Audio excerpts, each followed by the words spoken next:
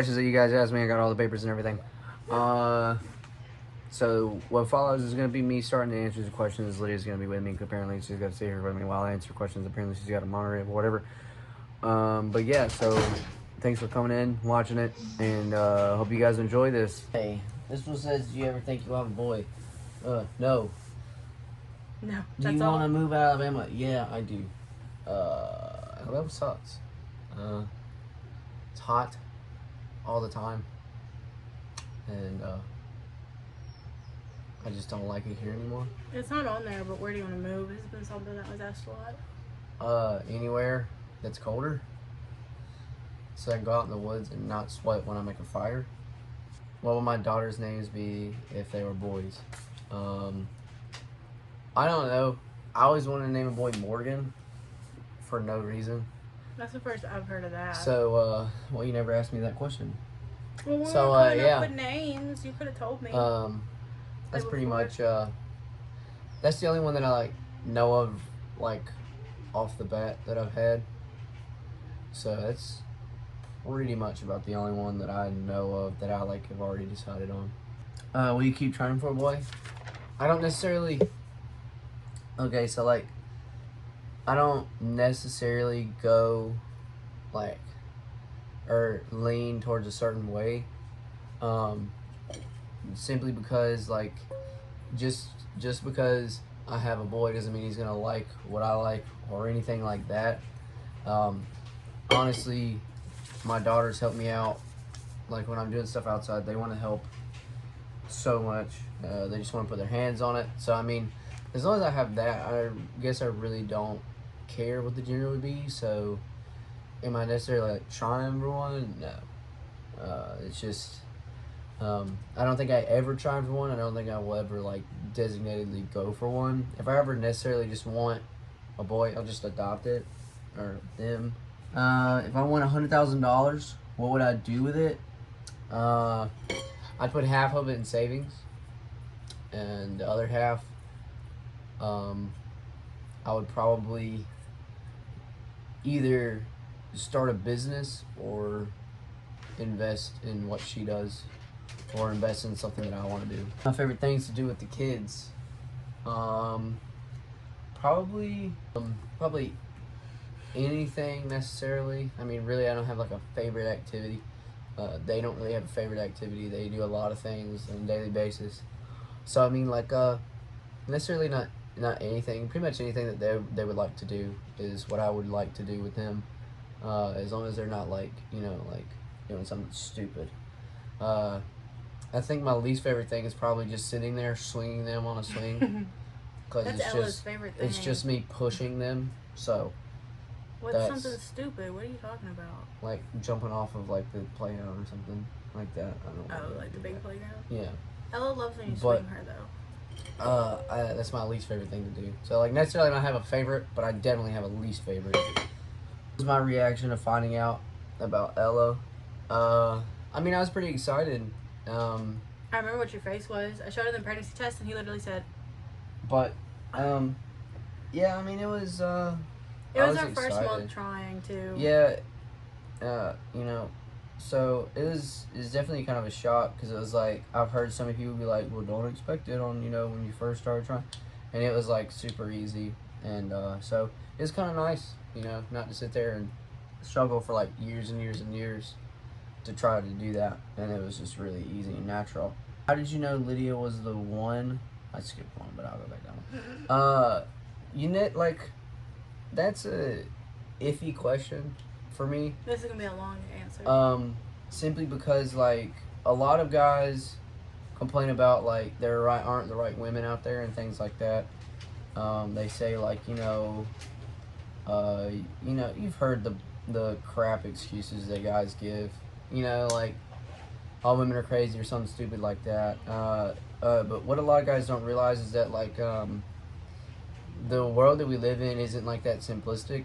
You have to sacrifice things for what you want. You just don't, it doesn't come. So, like, you know, like, if I wanted to run a business, I would have to work and run that business and lose sleep. I would have to sacrifice something over or like go put it under in priority to what I want. So when they're giving these excuses, they don't necessarily like truthfully want that because they're not sacrificing the things that keeps them comfortable to get it.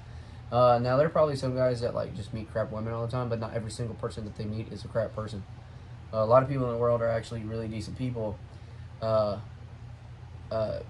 in regards to her, I've known her since she was like 10. So, like, there wasn't ever really a moment where I was like, oh, I'm going to marry her. But I definitely knew for a very long time that I cared about her a lot. And so, like, pinpointing that would be nearly impossible because there's so many years of friendship between us. So it's like, how can I actually like say 100% when I did?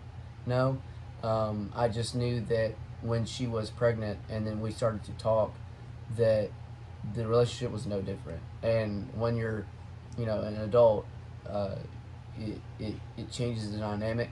And I made a decision to drop everything that I was doing, like college and stuff like that, pulled myself out of my comfort zone and did something that I've never done before. How'd you feel about finding out Lydia was pregnant with Phoenix? At the time that she told me, I hadn't talked to her for like 2 years. He was the first person I told too. So the way I am is very like straightforward, blunt. I can like separate myself from people if they're toxic. At the time, me and her hadn't talked in 2 years, and so when she told me, I was honestly indifferent. I hadn't talked to her in 2 years. It didn't matter to me that she was pregnant. I'm probably gonna sound like a doo-doo head, but I mean truthfully, I didn't care. I hadn't talked to her in years. She was somebody that I talked to in my past, and I didn't necessarily. It didn't affect me, so I was just like, okay, why are you telling me? Like, we haven't talked in 2 years, and that's the first thing you tell me. Like, so, but I mean, while I come to be off like super abrasive and blunt, I'm also very open-minded as well. What made you care? What made me care? Yeah, like what changed your mind when I was 7 months pregnant? I guess like being around her. When you truthfully have like those types of feelings for someone, you can't ignore it. Like, it's just natural. I feel like if you have to force something, it's not real. You're delusional. You're faking it if you have to force it. And this one's not really relevant, but what's my dream car? One that's paid off. No, probably like, it's more like a truck. Probably like an older K2500, something like that. It's just a 4-wheel drive Chevrolet truck. How do I feel about being a young dad? I absolutely love being a young dad, because I know a lot of guys who are still like buying pot and stuff, and like, honestly, man, it's just such like a waste of time. It really put my priorities in order becoming a young dad. So I think it makes you get out of worrying about the stupid stuff, because it's honestly just pointless to worry about some things that young people worry about. You definitely kind of mature a lot faster when you're on your own, and so I think it's very good for some people to do that when they have the capability of taking on that responsibility. If you don't have the capability of that taking on responsibility, do not become a young dad. Have I always wanted a kid? Yes. Ever since I could remember, I've always wanted kids. I've always wanted a family. So whenever the opportunity presented itself to get with Lydia and raise Phoenix, I don't even think I hesitated. I think I was just like, we talked for this is what like it's supposed to be. 2 weeks, and then you just Yeah. never left. Yeah, Like, it we was talked like- over the phone because I was at church camp while pregnant. Yeah. And then I came home, you came to church, and then you came over to the Bay House and stayed the night. And It's then you just- never left. You came over all the time, and then you just kind of stayed. Yeah, so it was like, I've always wanted kids, and so, like I said, like, conventionally, it's not what most people would want, but when what you truthfully want is within your grasp, you actually do it. You make it happen. You don't give it reasons and excuses. You man up and you make it happen because that's what you want. You want to adopt older kids like Lydia? Yeah, I mean, it'd be cool to like get like a little 13-year-old that's had a crappy life. Probably a man, like a male, would be better for me to mentor and like bring up, because it just advice. That's what I know. So I would probably, yeah, I would easily, like, if I had the money and the resources and like the housing, yeah, I wouldn't mind adopting an older kid and you know, improving that life and maybe making a decent person out of him. Because honestly, like, if you are in the system, it doesn't, you're not really like taught anything. So I'm pretty sure it's rough getting out of the system. You know, once you turn 18. How do I feel about Lydia doing surrogacy? She doesn't yet, but we talked about it. And I mean, in all reality, as long as she's like healthy, able to do it, and we have like the ability to go through that, then it's not my choice at that point. Like, you know, like if it's what she wants to do, so it'd be crappy of me to be like, no, like, you know, it's stupid. Um, so the length of my concern for that is will she be able to do it healthily and have a baby healthy? Then if that's the yes, then the rest of it is not, in my opinion. Like, it's just And make sure I don't die no. while I'm in labor. Like, what am I gonna do? Like, she's a grown person. Like, I can't just tell someone no and not let them do what makes them happy. What about twin or triplets? Terrified. No. It's it'll be whatever, man. I mean, it's just be a surprise. I mean, You've seen people raise twins though, because you have your cousins are twins. I mean, not really. Like, as long as they come out fine, then I'll make it happen. Like, I'll make it work. Like, they're, you know, like, people always like freak out. Like, oh, twins. Like, if you really don't mind, like, if you can mentally want to, you will. Like, you'll make it work. What's something you wish you had done differently in life or would want to change? Absolutely nothing but one thing. Currently I stream on Twitch. I'm gonna plug myself to everyone, but no, not really. Whenever I was in high school, I didn't get a part-time job. I played video games. I wish I would have done something to make that like profitable now. So I wish I would have actually started my grind a little bit earlier. Maybe got a part-time job, got better internet, started ordering things, started making YouTube videos or something like that. I think that was a stupid decision on my part with the amount of time and effort that I put into video games and not do anything of it. That was just honestly stupid. Hardest part of fatherhood, it really, okay, so like I'm gonna sound like I'm lying, and that's fine, but like I really don't struggle as a dad. A lot of things come naturally. I naturally trust myself in how I take situations and how I evaluate them, but I've also done years and years and years of self-evaluation, and me and her openly talk about like positive ways to parent. And the hardest part of fatherhood is literally just it's staying Patience. patient. Like, honestly, like, is my relationship with Phoenix different You from skipped Ella that Beck? one, by the way. Yeah, but I want to answer this one. Okay. No, my relationship is 100% different with Phoenix and Ella because they're two totally different people. Why would I don't treat You don't- Lydia like I treat Bo? That'd be stupid. Ella is all in your face, constant affection. She loves it. She's all about it. Every minute, she loves to be the center of attention. So that's what I give her because that's what she appreciates. Phoenix, on the other hand, is like a lone person. Leave her alone. She's like a cat or a deer. Like, you Ella's gotta a wait dog for her. and Phoenix is a cat. You gotta wait for Phoenix to come to you, and when she does, that's whenever you can show her affection. But if you come to Phoenix and she doesn't want it, she's just gonna like cry, throw a fit. So that's what she does. She loves throw fits. But yeah, so like I 100% treat them differently. Now, do I love them differently? No. Like, I show my love to them differently, but like the amount of care and love that I have for them is not different at all. But yeah, the relationship's 100% different because it just naturally is going to be. But I don't. He doesn't favor Ella. Yeah, I don't. And what is the hardest part of pregnancy for Lydia?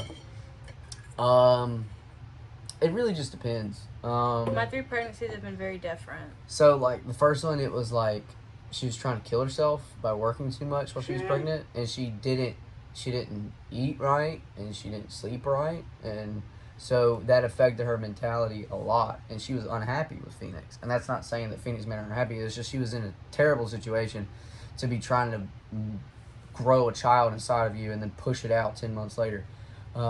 So that was probably the difficult part for her in the first one. The second one was very painful but not problematic. So Yeah, at the end. she had a lot of contractions at night. She couldn't sleep, things like that. So that was probably the hardest part, like leading up to the birth. I mean, I'm pretty sure Ella? everybody understands that the birth is actually the most difficult part of pregnancy, but the in between of from beginning to end, it was probably the pain for Ella. And this one has been pretty easy, huh? She's just big. That's the Yeah, biggest thing. she's giant. She just grows really fast, so it makes it a little harder to walk. And I was worried about her not being heads down, but Okay, with the girls, how did you come up with the girls' names, Ella, Beck, and Phoenix? Well, Phoenix, I had no involvement in. I came in 7 months. 7 months. She was she was pregnant. already named. She already had a name picked out and everything. But like she that. got his last name instead of mine. And so like That was a decision we made together. and so like me deciding it, I didn't. And how did I come up with Ella Beck? She came up with Ella Beck, but then It was like in 2015, but I Yeah. don't remember how we did it. We were together when we You came told- up to it. you told. I came up with her middle name. I was just thinking about it for like a week, and I was like, middle name sounds cool. That's what it's gonna be. He told me that he was going to steal Ella Beck's name even if we never got back Oh together. yeah, 100%. What is my biggest pet peeve? Entitlement. Closed-mindedness. A lot of things that Lydia does. Towels twice. God, That gets is on the my weirdest nerves. pet peeve ever. I grew That's- up using a towel for like a week straight. Disgusting. And so now I have to wash Disgusting. towels like every freaking day and I'm not used to it. Disgusting. That is. And he can tell Awful. if you bring him a towel, even if it's not like gross or anything. Yep. Like he can tell if he used it the day before. I'm like, how? Because that's nasty. What's my favorite TV show? It changes. I have a lot of them. I like The Office, just because of the depth of the humor. We've watched that beginning to end so many Um, times in Parks and Rec since being together. But it changes a lot. I like the hunting shows like that Meat Eater that Steven Rinella does. That fight show, Oh yeah, Night Fight Yeah, on that History on YouTube. Forged in Fire. Yeah, Forged in Fire. River Monsters. Yeah. Anything like hunting, like anything like making stuff. hunting, hunting. fishing, fighting. Like anything that's resourceful. Like I'll watch. He doesn't watch survival shows though. No, because they're faked. Yeah. He also watches a lot of like Adventure Time. Yeah, I like Adventure Time. That's just a better Rick and He Morty. likes cartoons. A better. Hobbies. Okay, so my hobbies are I like to chop wood for no reason. I make fires for fun. Fishing. I like to fish. I'm not hunting currently, but I would like to get into it. I like crafting things, making things like that. Like any sort of like building, I'm into. It's fun. I enjoy it. How did my parents react to you wanting Phoenix? They 100% was like, what the heck? Honestly, because like that's not. It ended very badly in 2015 with us. You're in Alabama. You are in conservative state. So I mean, like, people are gonna be like, you need to do it like we used to do it. You should find her, you beat her, and you put her in her house, and she cooks for you for the rest of your life. That makes it sound like your dad beat your mom. No, but I mean, they were just like, that's wild. That makes no sense. You know, they're like, you're on your own. You're like 19, so if you screw up, you're screwed. Owie. I remember like before she gave birth, my dad was like, "Are you sure?" And I was like, "Yeah." So now he's like, Whipped. they've all lost. Like both my parents lost weight. My brothers even lost weight. They're all healthier. They walk. His dad actually regrets not coming to the hospital when I was in Yeah, labor with and Phoenix. like. They came to visit after she was born, but they didn't come. Like with Ella Beck, his dad was there for like the entire labor, not in the room because he's not that kind of person. He was in the waiting room, and he mentioned while I was in labor with Ella Beck that he hated that he wasn't there for Phoenix's labor. And so like that She was their has him reaction. wrapped. I think the fact that we lived with Yeah. him when she was a baby really helped and set in stone. But like, he They carries were, her around all the time. They were not for it. So yeah, they were just not for it. My mom was just kind of like, okay, whatever. Yeah, She's she like was that just with kind everything. of, she's kind of like along for the ride. Let's just see what happens. Let's just watch the TV show and see if it ends bad. The scariest thing during labor and delivery for me, it is. So like, Night before, and then they start the process at midnight, and then they come in and break my water and give me medication to actually start my contractions around 6. So like from midnight to 6, there's like nothing going on. Like I'm not actually in labor. and So he's asleep during early labor. Yeah. And only awake during active labor. So, you know, as somebody I live with her every day, she constantly, I'm constantly helping her with stuff. And so labor, you can't, as you know, the man, you can't do anything about it. So you're helpless. Like you feel 100% utterly helpless. So like you're just there, and you're at the mercy of whatever happens. The doctor didn't help with Phoenix. And that's the scariest thing about it, is it's like you don't know what your life's gonna be like after, because your life could be exponentially better or exponentially Every worse. time I give birth, there's a risk of me dying. And so like that thought always is with me the entire time. Like I'm always thinking about, Well, how is my life going to be after this? I have a couple questions. And that's the scariest thing about it for me. What? Epidural wore off with Ella. How did that make you feel, since we weren't expecting that? Since we planned to have a medicated birth. It didn't really make me like too nervous, really, because I mean, it was already happening, and like I said, like I feel it. I actually kind of felt better because it made me feel like she could feel what was going on. So like if something was wrong, she would be able to communicate that, like, hey, I don't feel anything or anything like that. How about like what the doctor did with Phoenix trying to get her out? How she rushed it and all that. How'd that make you feel? At the time, I was like glad it was so easy, but then after I was like, that was way too much. She rushed it with all those Yeah, I interventions mean, like and you stuff. could have easily like only after be pushed, after like, the twice. second one, after the second birth, I realized how Bad. screwed the first Yeah. one was. Yeah. Well, how do you feel about me like wanting to do no drugs with this baby? I mean, I'm all for it, and that's why I'm there, is to coach it through it. And I just get to sit in a bed with a little child that's mine I for get 3 to days. sleep literally the whole time in the hospital, except when I'm breastfeeding, because he'll just do everything with the baby. Literally, like, yeah, like whenever she pushes the baby out, we swap. She goes in the chair and I go in the bed. I hate the bed. Advice for expecting / new teen young dads. You might as well just get rid of every single hope you ever had for like hobbies or things like that. Just because it's rough in the first couple of years. I mean, it is. And if you can accept that and you know, We're not trying to scare him sacrifice away. if you can like sacrifice your time and your money and your efforts and things like that for what you're responsible for, then the rewards that come out of it are far more than like money or anything like that you will get out of it. You know, and it's just simple as that. It's sacrifice for something far greater than what you can achieve in yourself. So you know, if you accidentally get pregnant, you know, and you guys feel like you can do it and you decide to, then the first thing you need to do is like you need to evaluate yourself and be like, what do I need to change within myself so that I can be the best dad that I can be for this kid? Because if you're in a terrible situation mentally and in a terrible situation financially and you do nothing to fix it and that baby comes, you're going to be the worst dad that you could be ever. And so my advice is literally get as happy and healthy as you can get before that baby comes. That way it only experiences a happy and healthy dad, because that is so important for kids at an early age. You know, even if they won't necessarily remember, it'll be subconsciously imprinted inside of their minds forever. So like fears don't come from adult onset. It's childhood onset. Most fears are childhood onset. So I mean, that's the best advice that I feel like I can give you. Like, get yourself straight.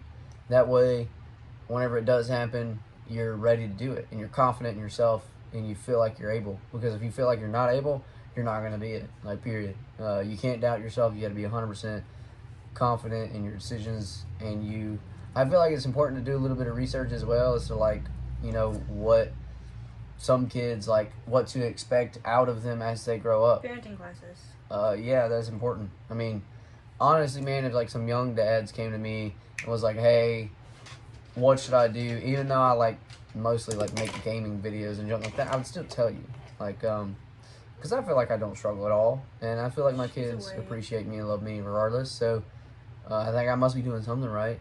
They have clothes and they eat. I mean, it's important that you're stable so that the kids and the mother can be stable as well. Besides mom, especially, you don't know what they're going to be.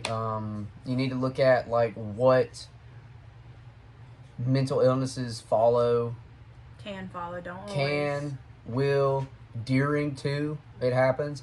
You need to figure out ways to deal with that Know the and warning help them signs. through it and see, because they're pregnant, all they're doing is eating, sleeping, and growing a child. They're not focusing on themselves. She still doesn't focus on herself. I tell her what's wrong with her most of the time. So you have to watch out for them 100%. You have all this responsibility.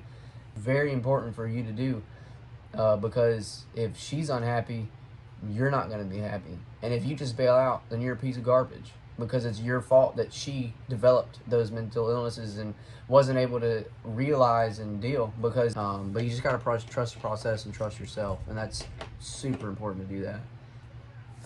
I'm done with this. I'm out of here. Alright guys, that's it for this video. I'll link all of his social medias down below, and I'm sorry about that, and all my social medias will be linked down below, and a couple wish lists as well. On TikTok, we have switched the baby shower live to be December 7th at 2 p.m. so it's, I think, the first Sunday of December. If you send anything off of Baby O's wish list, make sure you put your @ in the gift message. That way I can send you a very personalized thank you after the live. It'll also be filmed and put onto YouTube in case you miss it. So thank you all so much for watching. We'll see you next week.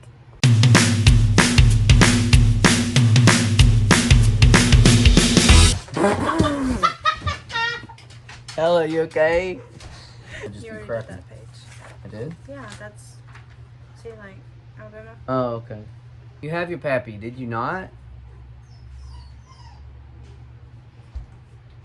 Here it is. She threw it when she fell down. Okay, it's recording. Babe, the corner What? fell down again. Well, why'd you do that? This isn't strong enough to hold it. I have such a big forehead. I was born that way, okay? Don't ask me that question. Forehead? Jesus Christ. Um, Are you salty about your forehead? But yeah, no. But I'm just saying, I swear I know I'm going to get that kind of, why is your forehead so big? My hairline has always been like this, okay? It's not receding. It's been like this forever. That's why I used to have long hair that went over my forehead to hide it, because I had such a bad hairline naturally.